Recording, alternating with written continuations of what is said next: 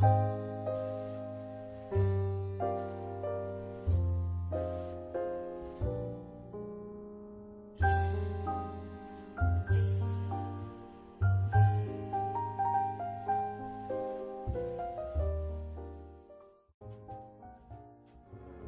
gérer sa propre organisation et permet aussi de le faire à différents niveaux. C'est-à-dire que si sur certains sujets on a déjà quelques connaissances, on peut aller un petit peu moins loin dans l'approfondissement, et sur d'autres sujets par contre, on peut donc suivre le cours mais aussi lire toutes les ressources qui sont fournies avec.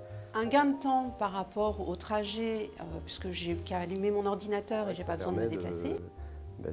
D'avoir un choix plus grand en fait. Et voilà, n'importe où on est, on peut se connecter et voilà. Les aspects de formation à distance permettent à des gens qui sont moins à l'aise, qui sont un petit peu plus timides, de pouvoir s'exprimer plus librement, quoi.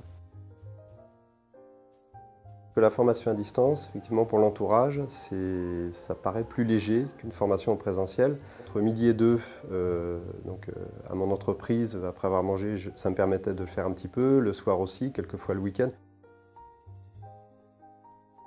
Première étape, on nous donne un identifiant pour accéder à la plateforme. Quand on accède à cette plateforme, en fait, on a accès pour chacun de nos sujets au planning précis de la formation, c'est-à-dire le détail sujet par sujet, thème par thème, de ce qui va se trouver dans cette formation.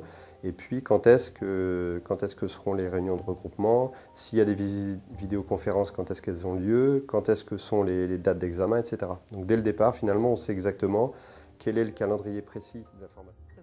On a une question, on pose la question, le prof répond quasiment le lendemain. Il n'y a pas de devoir à rendre, il y a des exercices à faire. Ce sont des exercices d'entraînement personnel. Les examens donc, sont en présentiel.